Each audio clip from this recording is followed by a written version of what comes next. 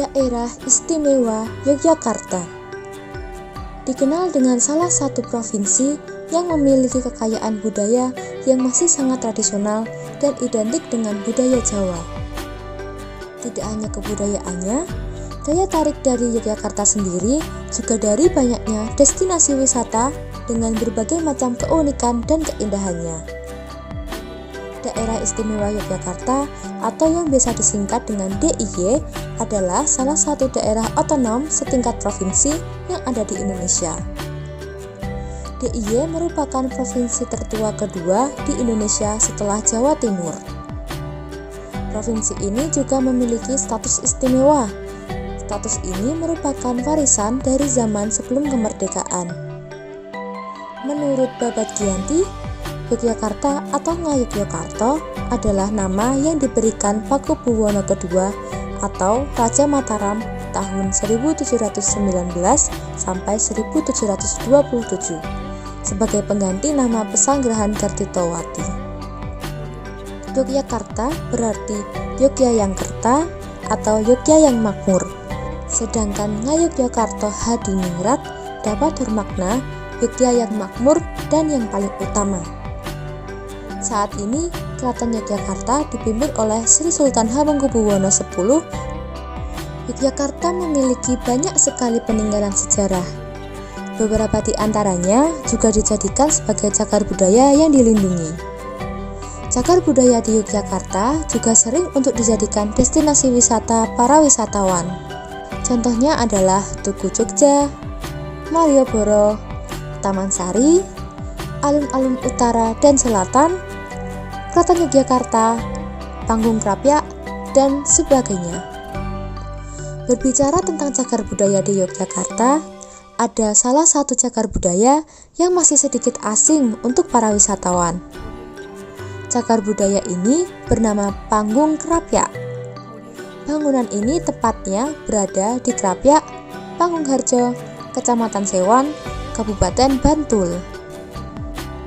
Bangunan Panggung Krapyak merupakan peninggalan Kerajaan Mataram Yogyakarta yang dibangun pada masa pemerintahan Sri Sultan Hamengkubuwono I sekitar tahun 1760 karena kegemarannya dengan kegiatan berburu binatang. Bangunan ini merupakan salah satu fasilitas bagi raja serta keluarganya bila berkunjung ke hutan Krapyak, yang pada masa itu hutan Krapyak menjadi hutan lebat tempat berburu binatang. Salah satunya rusa atau menjangan. Panggung Krapyak merupakan bangunan yang terbuat dari batu bata merah yang dilapisi semen. Di bagian dalam bangunan terdapat tangga untuk naik ke atas yang terbuat dari kayu.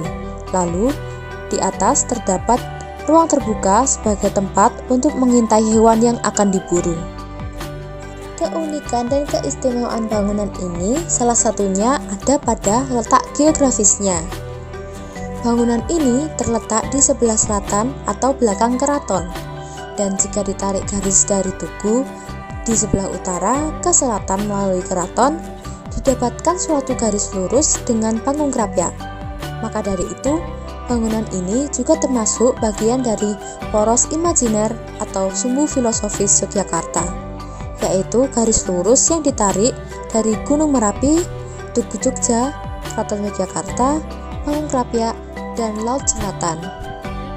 Nama Panggung Krapyak ini juga disebut karena fungsinya, yaitu sebagai tempat ngerapyak, yang berarti tempat berburu. Ada pula nama lain dari Panggung Krapyak, yaitu kandang menjangan. Hewan yang sering diburu adalah rusa atau menjangan. Lalu hasil buruan dikumpulkan di bangunan ini, sehingga disebut kandang menjangan. Panggung Krapyak juga sering disebut dengan nama Gedong Panggung oleh masyarakat sekitar. Bangunan Panggung Krapyak yang menyerupai kubus ini memiliki ukuran luas 17,6 meter dikali 15 meter dan tinggi 10 meter. Memiliki pintu dan 2 buah jendela di semua sisi bangunannya dan berbentuk simetris tampak dari keempat sisinya. Bangunan ini terdiri dari 2 lantai. Lantai bawah terbagi ke dalam 4 ruangan dan hanya dipisahkan oleh koridor seperti lorong serta dinding penyekat.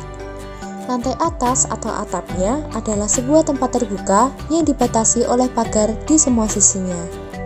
Digunakan sebagai tempat mengintai binatang yang akan diburu. Diperkirakan banyak orang, bangunan ini juga digunakan oleh prajurit Mataram sebagai pos pertahanan dari serangan musuh yang datang dari arah selatan. Panggung Krapyak hanya berjarak kurang lebih 1,5 km dari alun-alun selatan. Jika kalian ingin mengunjungi bangunan ini, kalian hanya perlu berkendara lurus ke arah selatan ketika berangkat dari alun-alun selatan. Tetapi sesampainya di tempat ini, kalian hanya bisa memandangi serta memotretnya, karena hanya orang yang memiliki izin yang dapat memasukinya. Terima kasih sudah menonton. Jangan lupa like dan share konten ini ya. Sampai jumpa lagi.